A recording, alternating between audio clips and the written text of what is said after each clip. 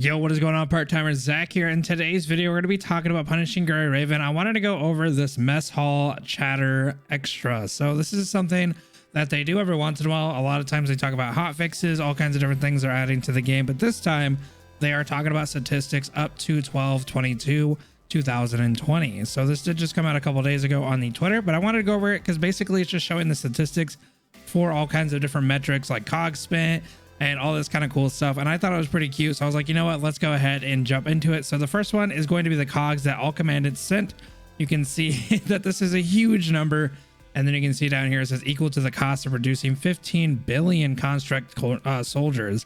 I think this is just cool that they go through like the statistics and then just kind of show us. This is always a fun little thing that games are able to do. And here's the stamina, bro, the stamina. I feel like that's what I use in like one day at the beginning of events. You know what I mean? This is what I feel like I have at the very beginning. And then all of a sudden, like, you know, not even like 20 minutes later, I'm like, oh, I have 0 stamina. You know what? I would be happy to see this number in my box and be able to use it. And then this one says total construct evolve or evolution. It's going to be this many times for evolutions. So that's actually a pretty cool number. The dorm coins. This is something that I really need to jump onto. I neglect my dorm all the time. So hopefully you guys are contributing to this one, because dorms are really fun. And you know what? I like giving the pats. So, which I actually think they have a metric for pats here in a minute of who like got the most pats. This is going to be something for the main patches, minor patches, all kinds of bug fixes. So up to 400 bug fixes, hot fixes up to 20 times. So they did a lot of patches over the half year that they've had here. And I think that they've been doing pretty well, honestly, with the patches, and any kind of issues and bugs have been kind of ironing out. I had a lot of issues with BlueStacks for a little bit. Obviously, that doesn't really have too much about this game. It has more to do about BlueStacks. I'm happy that BlueStacks has actually started to work again, because I'd have so many issues with lags and stuff. So this is going to be constructs. So which S constructs and A constructs appear most in the basic research pool?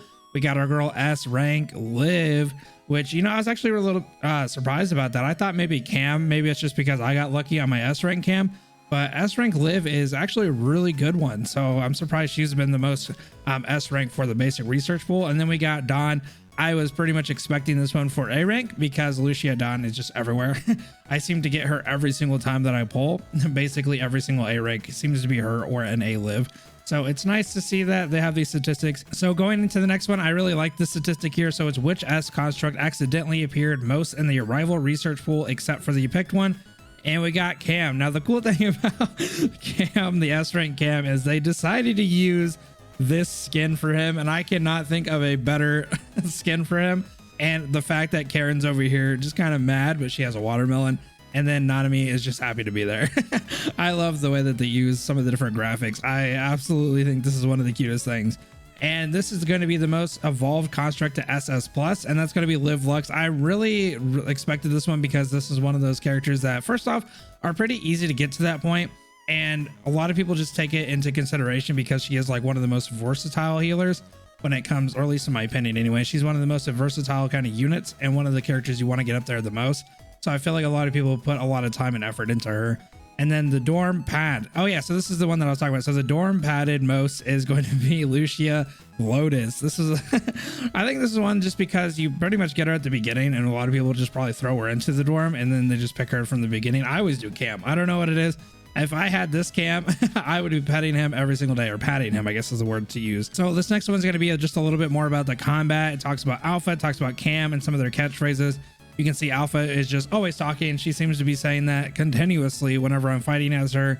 And then you can see like memory resources here. Only 7% win rate for the first challenge for memory rescue. That's actually pretty cool. And then they went through Riot, the toughest boss. You know, me and my homies, we hate Riot. Okay, so only 9% of commandants can beat it in the first time. Riot is watching you. You know what? Riot can go somewhere else, because I hate that man. I don't like fighting that robot at all. And this guy right here in Cogs Galore, Kiriro has gotten beaten up this many times. Stop hitting me, T-Face. You know what? We need the Cogs, man. I'm sorry. You got to get beat for that.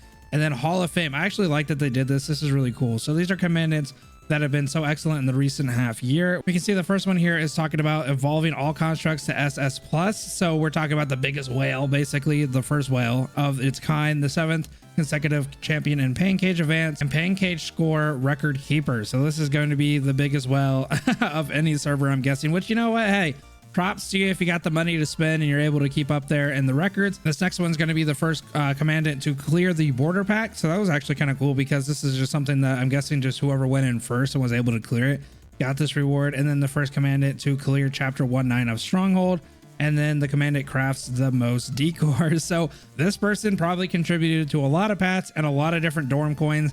This is probably the person that has done the most when it comes to dorm, because I'm definitely not on that list. So it was really cool to see that they just went over some of these statistics. Normally they talk about, you know, in-game bug fixes and stuff like that. So I just thought it was kind of a fun one to go over, and stuff that I would really like to see in the future. It's just a little bit more of a community building thing, in my opinion.